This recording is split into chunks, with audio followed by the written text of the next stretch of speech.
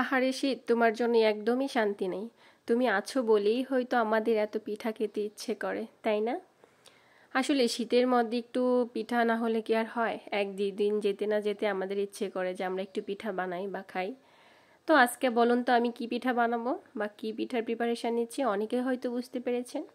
আমি আজকে পাটিসাপটা পিঠা বানাবো, সেজন্য আর কি ক্ষীর বানাচ্ছিলাম। এখানে আমি 1.5 কেজি দুধ নিয়েছিলাম, ওইটাকে ভালোভাবে জাল করে 1 কেজির মতো করে নিলাম। আর এখানে ক্ষীরের জন্য আমি আলাদা করে একটা বাটিতে কিছু চালের গুঁড়ি আর কি গুলিয়ে রাখছিলাম, ওইটা আর কি দিয়ে দিলাম। আসলে পাটিসাপটা পিঠার মধ্যে সবচেয়ে বেশি দরকারি জিনিসটাই হচ্ছে ক্ষীর। এটা যদি পারফেক্ট হয় তাহলে পিঠাটা খেতে কিন্তু আসলে অনেক ভালো হয়। তো এই যে দেখেন, আমার ক্ষীর কিন্তু প্রায় অনেকটাই হয়ে যাচ্ছে বা হওয়ার পথে। পিঠা বানানোর মধ্যে সবচেয়ে বেশি পারফেক্ট পিঠা আমার এই পাটিসাপটা পিঠাই হয়। মানে আমি এটা খুব ভালো বানাতে পারি আর কি, আমার কাছে মনে হয়। অন্যান্য পিঠা বানাতে গেলে দেখা যায় যে অনেক ঝামেলা পোহাতে হয়, কিন্তু এটা আমার কাছে খুব ইজি মনে হয়। আসলে একটা সময় আর কি এগুলো কিছুই বানাতে পারতাম না, সংসার হওয়ার পর কারো কাছে শিখানো এমনিতেই কেন জানি সব কিছু আর কি আমরা এখন পারি।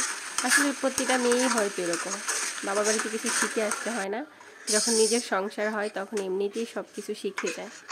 এটা প্রতিটা মেয়ের ক্ষেত্রেই হয়, আমার ক্ষেত্রেও তার বিপরীত নই।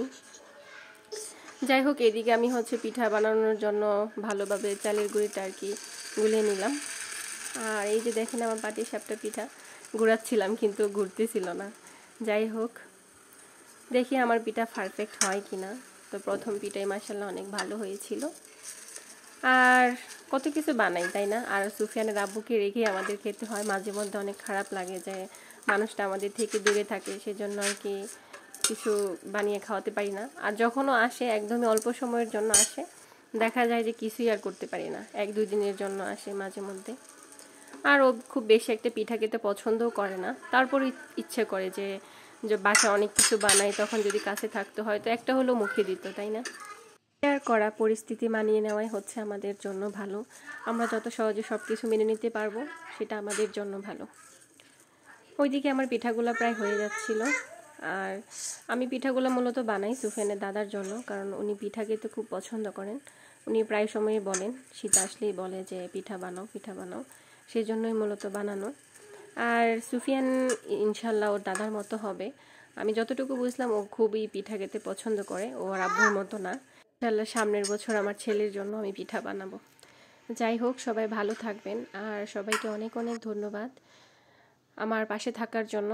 আর সবাইকে পিঠা খাওয়ার নিমন্ত্রণ রইল, আমাদের বাসায় চলে আসবেন আর ভালোবাসা দিয়ে পাশে থাকবেন, আবারও বললাম। আর সবাইকে অনেক ধন্যবাদ ভিডিওটা দেখার জন্য।